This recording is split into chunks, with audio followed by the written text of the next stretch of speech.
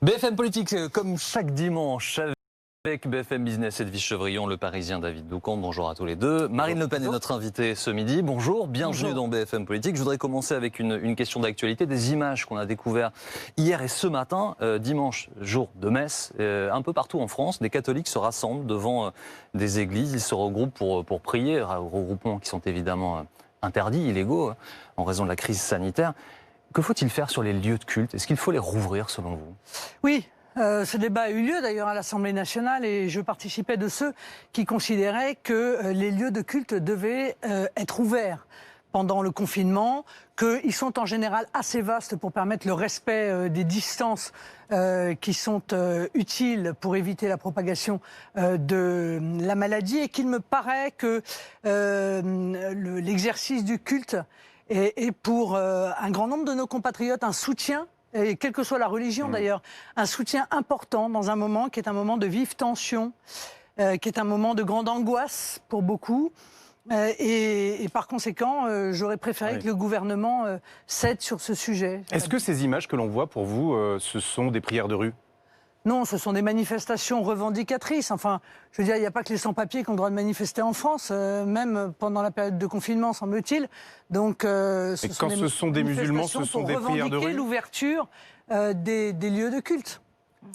Quand ce sont des musulmans, ce sont des prières de rue, et quand ce sont des chrétiens, ce n'en sont pas. Je vous pose la question directement. Oui, mais vous me la posez avec un biais, car vous savez très bien que les prières de rue, c'était une organisation toutes les semaines, hebdomadaire, tous les vendredis. Il y avait la prière du vendredi qui se déroulait dans la rue de manière systématique, avec des blocages où on empêchait les gens de passer, etc. C'est pas du tout la même démarche. Vous voyez, il faut essayer d'être de bonne foi pour aborder ces sujets-là. Alors, pour la première fois hier, depuis un moment, le nombre d'admissions en réanimation a très légèrement baissé en France. Nous sommes confinés. Nous l'avons été, on a déconfiné, on a reconfiné, il faudra sans doute redéconfiner. Bref, expression qui a été appelée le stop and go, enfin, on confine, on déconfine. Comment on fait pour mettre fin à ce système, selon vous, Marine Le Pen ? Je pense qu'en réalité, on est dans ce système parce qu'on a raté les différentes étapes qui ont été en partie réussies d'ailleurs dans d'autres pays dont on aurait peut-être pu s'inspirer entre les deux vagues. Parce que qu'on puisse être pris par le temps lors de la première vague et commettre des erreurs, moi je peux le concevoir. J'avais d'ailleurs, avant que la première vague se déclenche, émis toute une série de suggestions qui n'ont pas été retenues, ou en tout cas pas à mon avis assez vite. Bon, notamment la politique de test a été ratée. Les masques, souvenez-vous, n'étaient pas à disposition. Et surtout, pendant le confinement, on aurait dû tester les gens qui travaillaient. Parce que l'intérêt, c'est que tout le monde était chez soi et que ceux qui donc étaient à l'extérieur, on devait être sûr à l'issue du confinement, et on avait quand même plusimon semaines devant nous. Les tester dans le cadre des entreprises, au sein des entreprises ? Oui, si c'est nécessaire, oui. Tous ceux qui travaillaient devaient, à mon sens, être testés. Ce qui aurait permis au moment où l'ensemble de la population sortait du confinement, qu'ils ne puissent pas attraper, évidemment, la Covid, puisqu'en réalité, la Covid ne circulait plus dans les gens qui travaillaient. Tout ça n'a pas été fait non plus. Donc, j'ai eu l'occasion de le dire, le confinement, c'est en réalité quand on a raté le reste. Bon. Et partout en Europe, vous avez vu, les pays reconfinent, hein, Marine Le Pen. Oui, c'est pas tout à fait vrai. À chaque fois, si vous voulez, quand il y a une mesure qui est prise dans beaucoup de pays, la nôtre est plus dure. J'ai vu qu'il y avait par exemple toute une série de couvre-feux qui ont été mis en place en Allemagne, en Espagne, mais c'était 22h, 23h. Nous, c'était 21h, ça que ça empêchait les restaurants. En Espagne, à Madrid, par exemple, il y a toute une partie de la capitale qui a été reconfinée avant nous. Il y a des choix autres qui ont été faits. Par exemple, pour la fermeture des commerces, en Catalogne, par exemple, ce sont les petits commerces qui sont ouverts et ce sont les grandes surfaces de plus de 800 mètres carrés qui sont ouvertes. On va y revenir. Juste avant Marine Le Pen, bonjour d'abord. Est-ce que tout ce qui est restrictions, les restrictions sanitaires, c'est-à-dire les attestations, quand on sort, on est obligé de les avoir, que ça soit les jauges, est-ce que vous pensez que c'est encore inévitable et quelque part c'est pour pallier peut-être au manque de discipline des Français? Parce que ça n'existe pas dans d'autres pays. Enfin, du moins, ça existe dans certains, mais pas dans d'autres. Oui, mais qui dit qu'il y a un manque de discipline des Français? Qui a déclaré ça? On a dit que c'était au lendemain de l'été. Non, mais qui a déclaré ça? Moi, je tiens exactement l'inverse. Moi, je tiens que les Français ont été remarquables.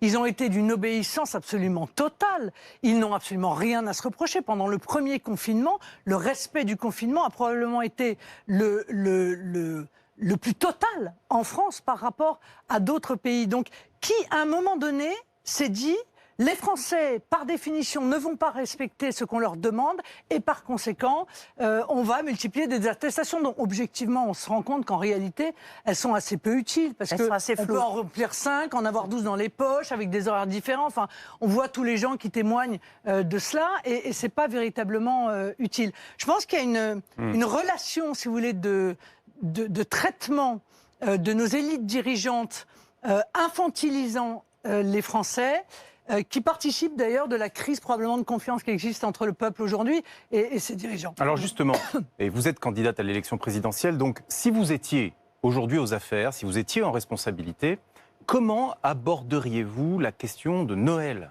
Dans un peu plus d'un mois, ce sont les fêtes de Noël.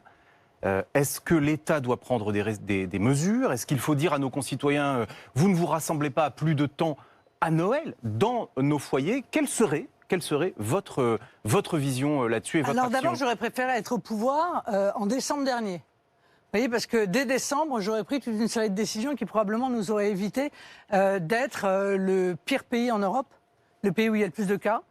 Dans les chiffres, c'est pas complètement vrai, hein, vous le savez. Écoutez, moi j'ai obtenu des chiffres là. 19%, la France, c'est 19% de cas de toute l'Europe. Je crois que c'est 17% de la mortalité de toute l'Europe.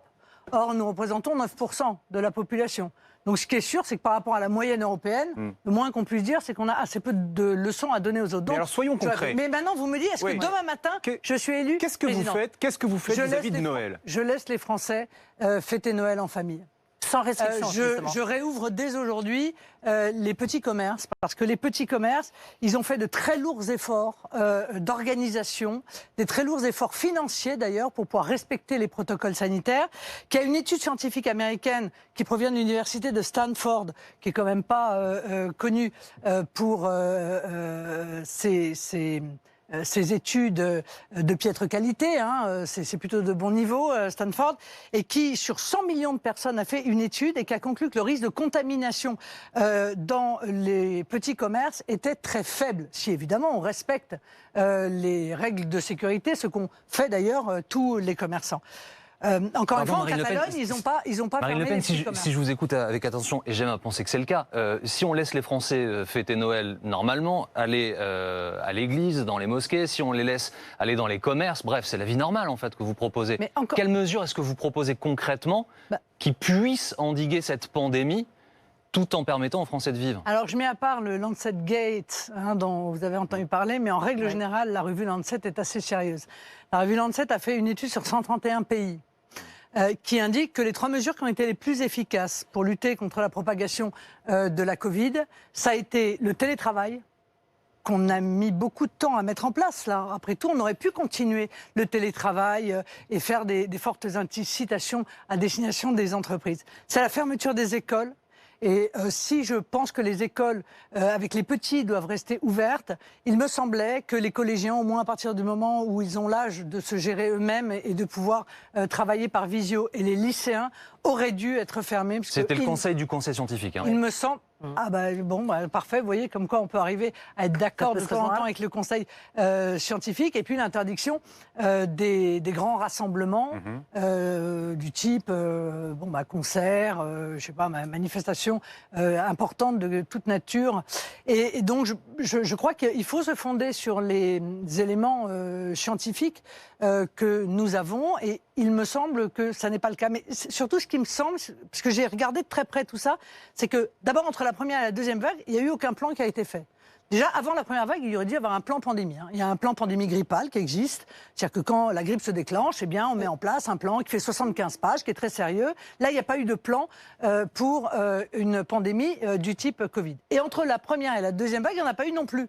On s'est dit, après la première vague, ils vont en faire un. Précisément parce qu'il y a le risque quand même d'une seconde vague. En mai, moi je demande par question écrite au ministre, est-ce que vous pourriez me dire qu'est-ce que vous avez prévu en cas de seconde vague? Réponse, rien. Il n'y a rien qui avait été prévu.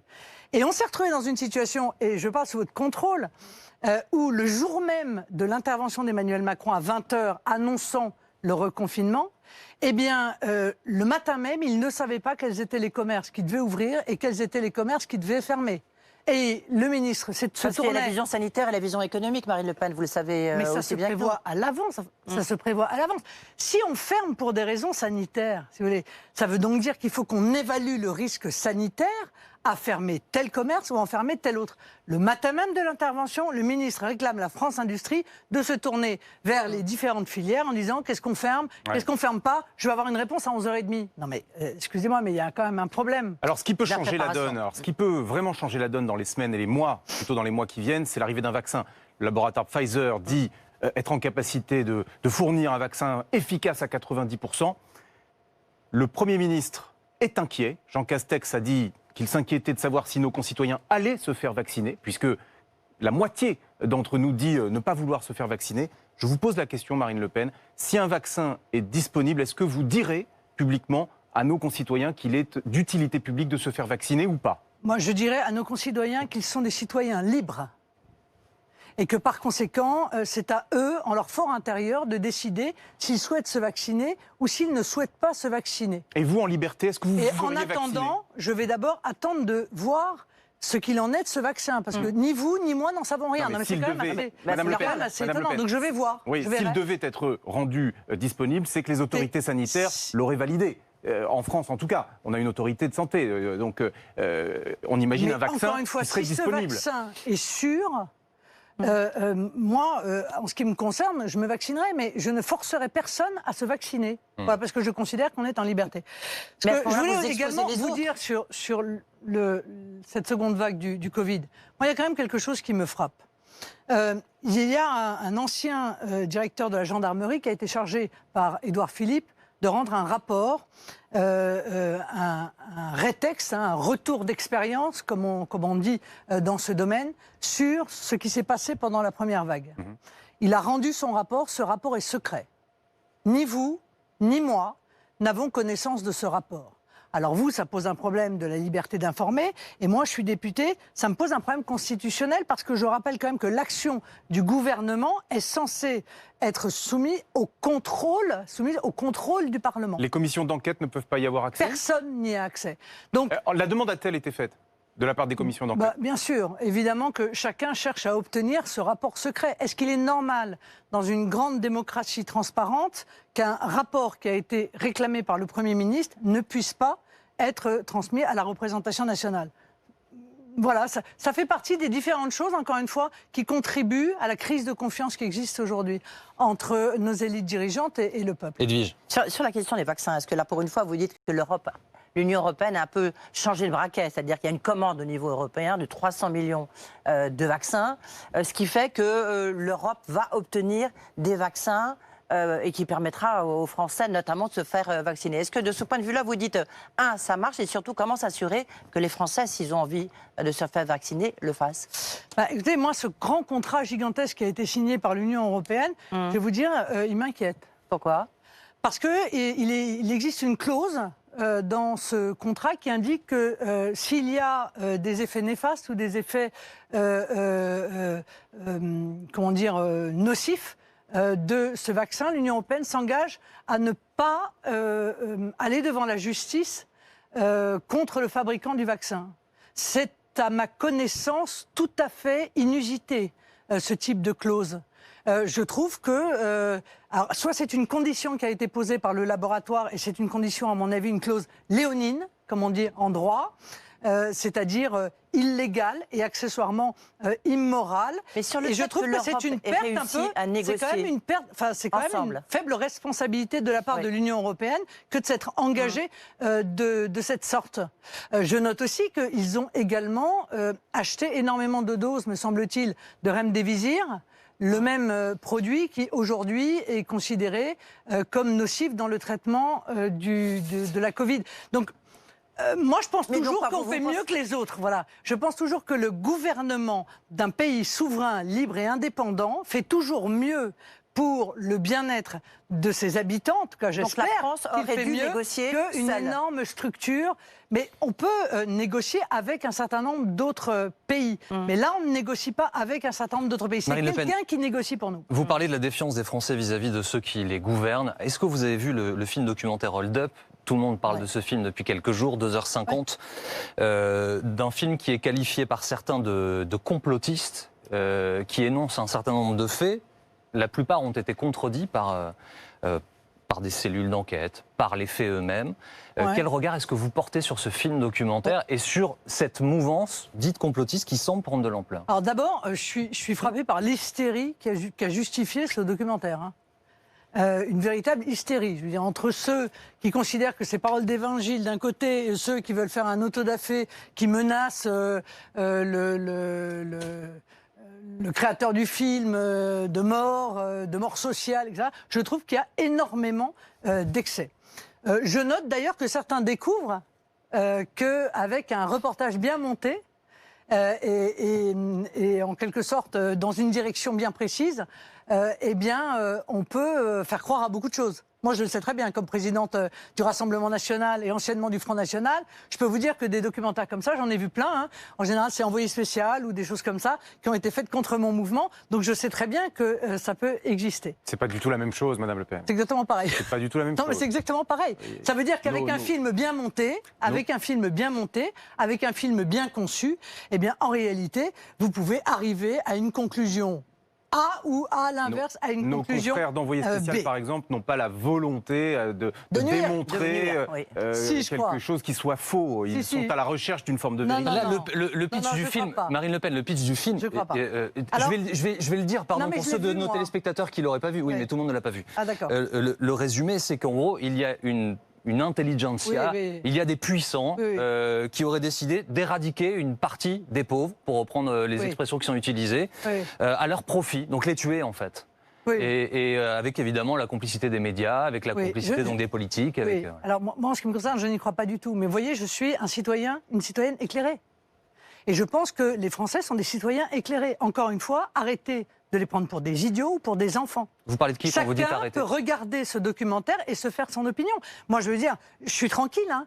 J'ai été extrêmement critique à l'égard du gouvernement sur la manière dont il a géré la crise. Hein. Je veux dire, entre la gestion des malades dans les EHPAD, la gestion de l'hydroxychloroquine, le fait que c'était une grippette, l'histoire des masques, l'histoire des tests, les capacités hospitalières, les frontières. J'ai vraiment été extrêmement critique sur la crise. Mais je ne crois pas, après avoir regardé ce documentaire, aux conclusions de ce documentaire. Et je pense que beaucoup de Français se feront leur propre opinion. Mais ça veut dire Moi, ce que qui vous, commence demain, à m'inquiéter, je vous veux qui dire. aspirez à Moi, ce qui devenir commence président à de m'inquiéter- la République, si demain vous êtes au pouvoir, le fait que ce type de thèse se développe au sein de la population ne vous inquiéterait pas. Mais- Vous ne diriez mais- pas aux membres de votre gouvernement, c'est un sujet dont il faut s'emparer, comme d'autres, et sur lequel il faut travailler? Mais monsieur, quand je serai présidente de la République, je serai présidente d'un grand pays. Un grand pays dont la liberté d'expression est une des valeurs fondamentales. Alors, vous me dites, il faut censurer. Parce Non, que c'est pardon, ça, je ne l'idée. vous dis pas ça, excusez-moi. Il Si, y a des parce que c'est propos. un peu Non, non, ça, non. il y a l'inquisition, Ah non, je suis désolé, il y a je ne la peux pas vous laisser censure. dire ça. Bon, Il y a des alors- propos. Lorsqu'une contre-vérité est dite, et vous le savez, vous Non, êtes mais, avocate, monsieur- elle est condamnable et condamnée. Non mais monsieur, soit il y a une injure, soit il y a une diffamation, soit il y a une apologie de crime, soit il y a une provocation à la haine et à la discrimination. Et dans ces cas-là, on saisit le juge et c'est le juge qui détermine si un délit a été commis ou non. Sinon, ça s'appelle la liberté d'expression. Et je vous rappelle que la liberté d'expression, telle qu'elle est définie par la Cour européenne des droits de l'homme, c'est important comme débat, c'est précisément le droit d'émettre des opinions qui choquent, qui heurtent ou qui font peur à une partie de la population. C'est ça la liberté d'expression. La liberté d'expression ne consiste pas à ce que tout le monde soit d'accord. Or, moi, je considère que les dangers de la censure sont plus importants que les dangers de la liberté d'expression. Moi, quand je commence à voir, si vous voulez, que des tweets du président des États-Unis, pardon, hein, mais ce serait n'importe quel autre, d'ailleurs, dirigeant du monde, je dirais la même chose, sont censurés, par Mais exemple, vous savez pourquoi par Vous savez pourquoi, Twitter. Marine Le Pen? Parce qu'il exprime des opinions qui ne sont pas vérifiées dans les faits et qui concernent un scrutin Mais en cours. c'est son- Si vous étiez concerné, Mais pardon, vous-même, vous mais demanderiez à ce que ces mais tweets soient c'est supprimés. Mais pas du tout.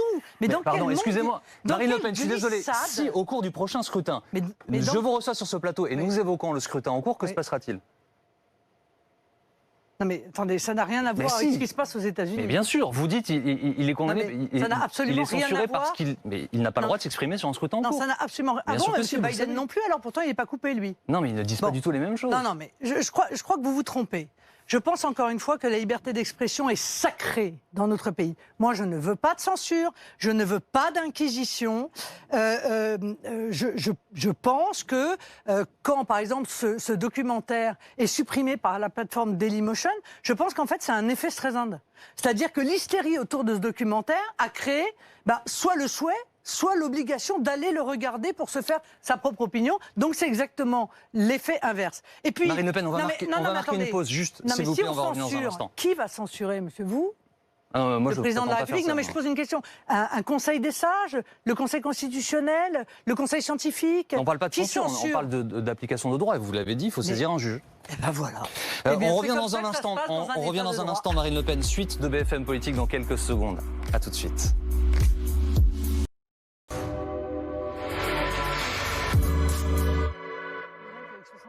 Qui avait été dépensé sur les 470. Donc Suite de BFM Politique en direct sur BFM TV. Notre invitée est Marine Le Pen, présidente du Rassemblement National, candidate à l'élection présidentielle et députée du Pas-de-Calais. Marine Le Pen, dans les colonnes de nos confrères du Parisien, représentées ici par David Doucan ce matin, il y a une interview du ministre de l'Intérieur, Gérald Darmanin, dans le contexte d'attaques terroristes. Il affirme que le cas des étrangers radicalisés est géré au plus près, avec des expulsions dès que possible, un suivi constant. Le risque zéro n'existe pas. Est-ce que vous le prenez à votre compte aussi, cette expression qu'on a beaucoup entendue ? Non mais M. Darmanin, moi je regarde ce qu'il a fait quand même.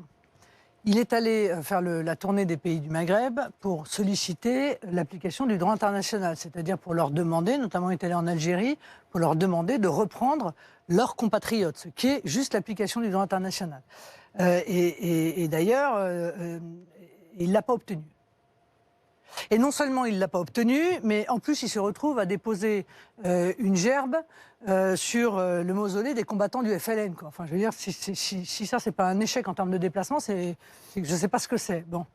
Il y a des étrangers en situation légale. Il y a des étrangers en situation illégale. D'accord ? Les uns, contrairement à ce qu'il dit d'ailleurs, parce qu'il je ne sais pas pourquoi il commet cette faute, peut-être parce que le terme expulsion frappe plus les esprits que la reconduite à la frontière, mais les illégaux ne sont pas expulsés, ils sont reconduits à la frontière. On appelle ça une obligation de quitter le territoire français. Le niveau d'exécution des OQTF, comme on appelle ça, c'est 12,5% en France. Je crois que c'est plus de 85% en Allemagne. Donc déjà, qui nous apporte des solutions pour qu'on applique déjà... Lui dit que personne n'a fait autant, justement, sur les OQTF jusqu'à maintenant. Et ensuite, il précise qu'en gros, ceux qui peuvent être expulsés le sont, ceux qui ne peuvent pas parce qu'ils sont malades le seront à l'issue de leur maladie. Non, mais ceux qui sont expulsables vers des pays en guerre ne peuvent pas l'être. Non mais personne n'a fait autant, il faut qu'il arrête de nous raconter ça. Enfin, je veux dire, l'immense majorité des gens qui sont renvoyés à la frontière sont des gens qui viennent de l'Europe. En réalité, une minorité viennent de l'extérieur de l'Europe, parce que c'est plus facile d'aller les déposer à la frontière belge, leur rendre leur passeport pour qu'ils reviennent le lendemain. Mais surtout, il n'a jamais fait autant d'immigration. En fait, il n'y a jamais eu autant de gens qui sont entrés sur le territoire national. Donc je crois qu'il ne faut pas qu'il joue avec les chiffres, M. Darmanin, parce que ce n'est pas vraiment à son avantage. Et puis, il y a les étrangers qui sont en situation légale. Étrangers en situation légale, islamistes. Qu'est-ce qu'on en fait ? Eh bien, ceux-là, précisément, ils doivent faire l'objet d'une expulsion pour trouble grave à l'ordre public. Et dans ce domaine, eh bien, il y a très peu qui a été fait. Et moi, je me souviens encore les propos de M. Stefanini dans un journal récemment, qui dit que dans les années, me semble-t-il, 77, il y avait plus de 5000 expulsés par an et qu'on est tombé à moins de 300 par an. Alors, et pourtant, on sait comment ça fonctionne. Regardez, cet extrémiste danois qui était venu en France pour aller avec l'objectif d'aller brûler un Coran en dessous de l'Arc de Triomphe. Bah, celui-là, en quelques heures, il a été attrapé, arrêté, expulsé. Donc on sait faire. Alors pourquoi est-ce qu'on ne le fait pas ? Alors on ne le fait pas parce qu'on a mis en place, entre Mitterrand et Sarkozy, il faut quand même le dire, hein, les deux sont responsables, une myriade d'exceptions qui font que à chaque fois, on vous dit ah ben non mais je peux pas, j'ai un enfant français, ah ben non mais je peux pas, j'étais là avant 13 ans, ah ben non mais je peux pas, je suis mariée, ah ben non mais je peux pas, je suis là depuis je sais pas quoi. Alors justement, et donc en fait, on s'est lié complètement les mains et c'est là où je crois qu'il faut revoir la législation de fond en comble pour nous permettre de nous défendre. Alors, en attendant de revoir... Vous voyez, par exemple, excusez-moi, par exemple, le terroriste tchétchène qui a décapité ce professeur Samuel Paty, eh bien lui, s'il n'avait pas été tué, S'il avait été incarcéré, eh bien, à sa sortie, on n'aurait pas pu l'expulser.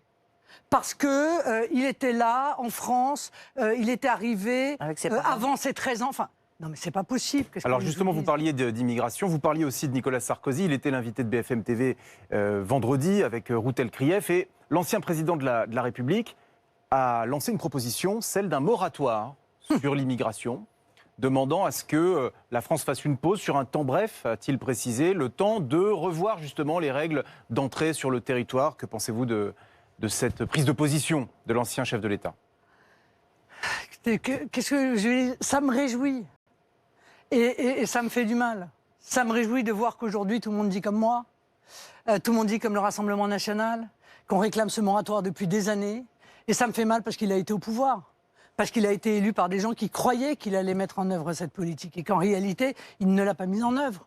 Qu'en réalité, il n'y a jamais eu autant d'immigration quand il était au pouvoir que sous Nicolas Sarkozy, plus que sous M. Jospin. C'est quand même malheureux, quoi, de voir que ces gens-là, c'est quand ils ont quitté le pouvoir ou quand ils sont à la retraite, je ne parle pas que de lui, il y en a d'autres, hein, que tout d'un coup, ils se mettent à dire des réalités, mais qui sont des réalités pour lesquelles il faut du courage pour les énoncer. Parce que nous les avons énoncées, ces réalités. Nous avons été pour le moins maltraités quand même depuis 20 ou 30 ans à cause de cela. On nous a traités un peu de tous les noms, de xénophobes, on nous a suspectés de racisme, j'en passe et des meilleurs.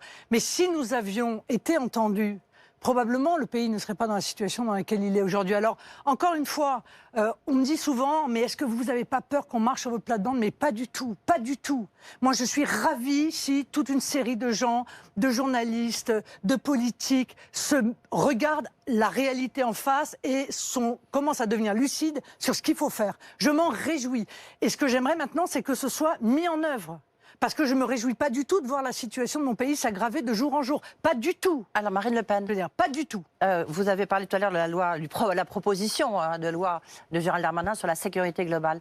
Justement, dans son article, je crois 24, il dit qu'il faut mieux ne pas publier des vidéos, des images de policiers en action. Est-ce que vous dites c'est plutôt une bonne idée, ça protège les policiers, ou au contraire, vous pensez que ça peut encourager les violences policières? Quelle est votre position? Non, je crois sur le pas fait du de tout non diffuser ces images? Non, mais je ne crois pas du tout que ça puisse encourager les violences policières. D'autant que ce qui est réclamé, c'est de flouter en réalité les visages. Et encore une fois, cette interdiction ne porte que dans des images qui sont utilisées précisément pour attenter à l'intégrité physique ou psychique. Bon, c'est le tweet avec la photo d'un policier en disant c'est lui, il habite là, sa femme travaille ici, etc. Ses enfants sont à telle école. Donc vous êtes favorable? C'est cela. Donc évidemment que je pense que tout ce qui peut contribuer à protéger nos policiers est une bonne chose. Vous voterez cette loi? Mais encore une fois, ça ne veut pas dire qu'aucune vidéo ne peuvent plus être prises des actions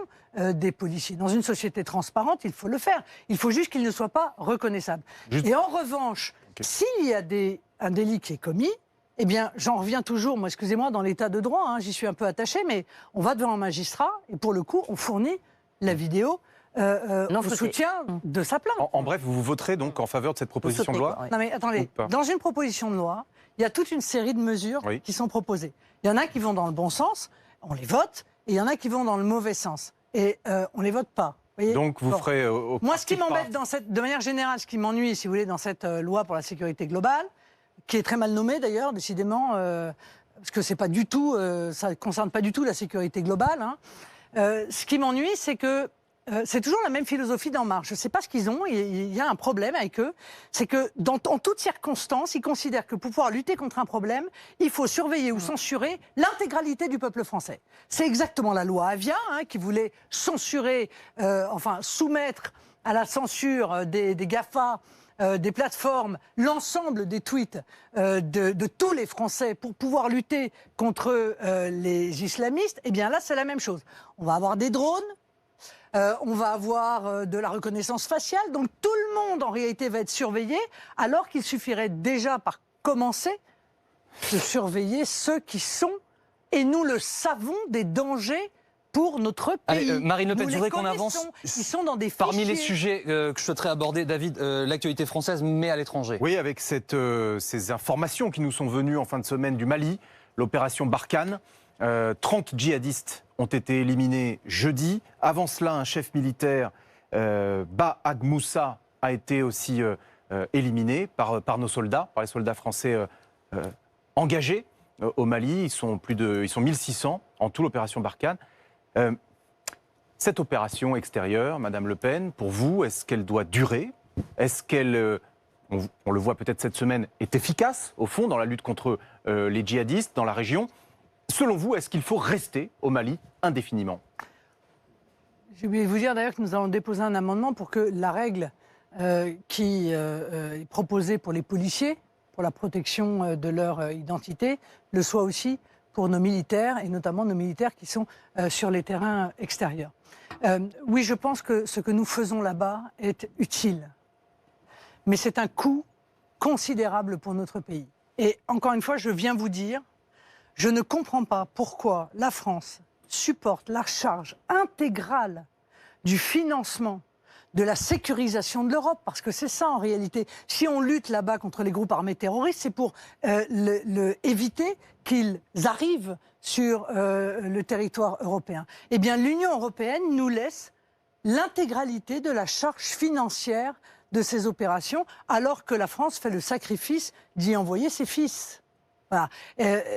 Ça, c'est quelque chose que je n'arrive pas, en l'occurrence, à comprendre. Et je trouve que c'est une grande défaillance et une grande irresponsabilité de la part de l'Union européenne. Vous les feriez rentrer, ces fils de France, non. si vous étiez au pouvoir ou pas? Non, je réclamerais, encore une fois, qu'à partir du moment où nous faisons ce sacrifice et où ce sont les nôtres qui se font tuer pour un certain nombre et qui se battent pour protéger l'ensemble des Européens, je réclamerais que l'Union européenne ou que les pays européens contribuent financièrement à cette lutte. Et puis, accessoirement, mais là, c'est vrai qu'Emmanuel Macron avait eu des propos qui ne sont pas contestables, accessoirement, je demanderais au gouvernement de ces pays que nous contribuons aussi à protéger d'arrêter de faire de la propagande contre la France. Edwige. Car ça arrive parfois aussi. On va aller aux États-Unis, Marine Le Pen. Est-ce que vous persistez encore ce matin à dire que Joe Biden n'a pas gagné, même s'il a remporté plus de 300 grands électeurs, qu'il a 5 millions de voix de plus que le président actuel Donald Trump? Et surtout, est-ce qu'on n'est pas à la limite du déni de démocratie de la part de Donald Trump? Ouais. Madame Chevrillon, d'abord, le fait qu'il ait plus de voix n'a absolument aucune influence. Vous le savez bien. On l'a vu avec les grands électeurs. Oui, mais vous le savez, parce qu'en fait, voilà, c'est 306 qui a vous pouvez faire 90% dans un État, mais si vous faites 50-50 dans l'autre, eh bien, c'est là où un recours peut être intenté. Qu'est-ce qui s'est passé? Donald Trump a intenté des recours électoraux qui sont entre les mains de la justice. Et pour l'instant, moi, je suis respectueuse de l'état de droit et par conséquent, j'attends que la justice se soit exprimée sur le résultat de l'analyse de ces recours avant moi-même de m'exprimer. Moi, je suis étonnée de cette forme d'hystérie qui a consisté à se précipiter en ne tenant pas compte de ces recours, premièrement, mais plus loin que ça, d'accuser ceux qui attendent que la justice rende sa décision, de les accuser de déni de démocratie. Mais enfin, excusez-moi, mais le président Donald Trump est, quoi qu'il arrive, président jusqu'au 2 janvier. Absolument. Quoi qu'il arrive. Et même si Facebook décide... Le 20 même janvier. si Facebook... Et c'est le 14 décembre. Même si Facebook décide de supprimer président des États-Unis sur son compte, ce qui là encore me paraît insensé, c'est comme ça. C'est la loi américaine. Donc moi, aujourd'hui, la loi américaine, ce sont les médias qui disent, justement, qui proclament. Oui, mais ils proclament ce qu'ils veulent, si vous voulez. Non, mais ils proclament ce qu'ils veulent. Mais on a le droit, nous et un certain nombre d'autres, et un certain nombre de millions d'Américains, ont le droit d'attendre que la justice s'exprime sur des recours, où bien souvent, vous le savez, le différentiel de voix a été très faible. Le seul Voilà. recours qui a été retenu pour l'instant, c'est dans l'État de Pennsylvanie. C'est le seul qui subsiste, la Pennsylvanie qui compte pour 20 grands électeurs. Je ne vais pas rentrer dans le détail avec vous des subtilités. C'est pas tant avec nous, mais c'est plutôt pour les gens qui nous regardent. Oui, alors on ne va pas rentrer dans les subtilités de la législation américaine, mais en règle générale, les recours qui sont déposés comme ça en urgence et sont souvent rejetés sont un moyen en réalité de gagner du temps pour organiser d'autres recours devant d'autres juridictions. Donc voilà, encore une fois, ne rentrons pas dans le détail, mais je n'accepterai pas qu'on puisse me dire que je nie la démocratie, quand au contraire, j'essaye de respecter le fonctionnement constitutionnel Marine Le État Pen, allié. revenons en France, s'il vous plaît, avec un sujet que vous connaissez par cœur. Il se passe dans votre circonscription à Béthune. Fermeture de l'usine Bridgestone, 863 personnes concernées, sans parler des emplois induits, évidemment, dans la ville, dans la région. Il y a à chaque fois qu'une usine ferme, une forme de détresse et des questionnements sur le pouvoir politique, qu'ils soient des gens qui sont au pouvoir ou des responsables politiques. Je reprends un exemple pour que ce soit clair pour nos téléspectateurs. Là aussi, vous connaissez le sujet par cœur. Bridgestone à Amiens, Whirlpool, en 2017, au cœur de la campagne présidentielle, vous étiez sur place, Emmanuel Macron était sur place. Il y avait 280 emplois, ça a été liquidé, repris, reliquidé, repris, et à la fin, tout le monde est sur le carreau. Est-ce que les politiques sont impuissants, complètement, vraiment, j'entends, face aux entreprises privées qui décident comme ça de se séparer de leurs salariés? Bon, d'abord, la situation de Whirlpool et la situation de Bridgestone est exactement la même. C'est-à-dire qu'en réalité, ce sont des boîtes qui décident de fermer des usines en France parce qu'elles en ont ouvertes en Europe de l'Est. Parce que c'est ça, c'était la réalité de Whirlpool, c'était en Pologne, et pour Bridgestone, c'est exactement la même chose, Pologne et Hongrie. Bon, enfin, ils ont beaucoup investi dans leur usine en Pologne, sachant qu'ils allaient fermer, et donc ils n'ont pas investi dans leur usine française. Ça, c'est numéro 1. Numéro 2, les politiques sont responsables de cette situation. Ils sont responsables de cette situation parce qu'ils ont mis un certain nombre de filières face à une concurrence internationale déloyale massive. C'est le cas pour les pneus à bas coût, puisque Bridgestone faisait des pneus de remplacement, donc des pneus à bas coût, qui subit de plein fouet, en fait, la concurrence chinoise. Les Américains ont réglé ce problème, et pas sous Trump, Ils ont commencé à régler ce problème sous Obama, ce qui prouve que parfois on se fait des illusions. Ils ont réglé le problème en mettant des droits de douane considérables sur les pneus chinois importés pour préserver leur filière de fabrication de pneus. Nous ne le faisons pas. L'Union européenne se refuse à le faire et elle fait mieux que cela. Ça évolue, ça bouge. Non mais d'accord, espérons, tant mieux. Si je peux y contribuer un peu, je m'en réjouis. Mais elle fait pire que ça, elle finance nos concurrents.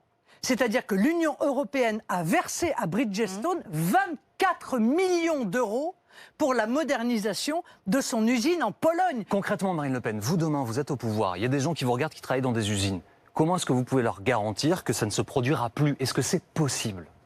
Je pense que c'est parfaitement possible. Comment? À partir du moment où on s'attaque à la concurrence internationale déloyale, par définition, les pneus fabriqués par Bridgestone vont devenir tout à fait évidemment, vont avoir un avenir, puisqu'ils seront compétitifs. Si vous voulez, c'est la rupture de compétitivité qui est à l'origine de cela. Voilà, donc il faut évidemment agir, mais il faut aussi que l'Union européenne arrête de jouer ainsi avec la vie de ses salariés. Ce qui se passe à Bridgestone est un drame humain que vous ne pouvez pas imaginer. Ce sont des centaines de familles qui se retrouvent sur le carreau. C'est effrayant, et ça fait longtemps d'ailleurs que l'on prévient de cette situation sans que les pouvoirs publics ne fassent rien. On a l'impression qu'ils attendent au dernier moment. Il y a aussi une autre chose, Mme Chevrillon, qu'on peut faire, c'est organiser les filières. On peut organiser les filières. Voilà, on peut se rapprocher, des constructeurs automobiles. L'État a un rôle stratège qu'il doit endosser. Il peut se rapprocher des constructeurs automobiles, se rapprocher des fabricants de pneus et voir comment est-ce qu'on sécurise ces filières. C'est un des volets, en tous les cas, un des objectifs du plan de relance tel qu'il a été défini par le gouvernement, mais je ne vais pas me faire l'avocat du gouvernement. Vous avez raison. Oui, non, je voudrais revenir sur une proposition que vous avez faite, je cite, la privatisation de manière coopérative de plusieurs grandes entreprises, EDF, SNCF, voire l'ONF, les forêts françaises, les barrages. Ça veut dire quoi exactement? Ça veut dire quoi une privatisation coopérative? Ça veut dire que ce sont les Français qui en sont propriétaires. Ça veut dire que moi, ce que je veux mettre en place, vous demandez où la SNCF, ce que je veux mettre en place, c'est un grand emprunt national de 350 milliards. Pour que l'État puisse à nouveau jouer son rôle d'État stratège, pour que les Français puissent devenir en réalité les propriétaires de ces grandes entreprises dont on voit que régulièrement elles sont dépecées et bien souvent, il faut bien le dire, très déficitaires. Avec la complicité de l'État et notamment la complicité du président de la République actuelle. Mais vous pensez que les Français auront envie d'aller mettre leur argent, leur intérêt dans ces privatisations Oui, coopératives? je le pense, parce que je pense que si on leur livre un taux d'intérêt qui est intéressant, et moi j'avais envisagé 2%, ce qui est quand même très supérieur au livret A, vous admettrez, et si la proposition est faite par un gouvernement en qui les Français ont confiance, parce que tout ça c'est une question de confiance, vous l'admettrez Mais avec quel est moi. l'intérêt? Mais qui a intérêt? Mais pourquoi Quel est l'intérêt? pourquoi il n'y aurait pas intérêt? Pourquoi les Français n'auraient pas intérêt à devenir propriétaires de leurs grandes entreprises, qui est la richesse de L'État est déjà leur propriétaire. territoire, Voilà. qui permet le développement des territoires, avec des TPE, PME, avec un plan de démétropolisation, avec un plan d'État pour pouvoir pousser des entreprises par l'incitation à aller dans des territoires qui sont aujourd'hui des territoires qui se désertifient. Mais bien sûr que Merci, tout le monde a Marine Le Pen. intérêt à ça. Merci Marine Le Pen d'avoir été l'invitée de BFM Politique ce dimanche sur BFM TV. Merci Edwige, merci David. Je vous retrouve à 18h tout à l'heure pour BFM TV SD. Et là tout de suite, Philippe Gaudin et Dominique Rizet ont rendez-vous avec vous pour Affaires suivantes. À tout à l'heure.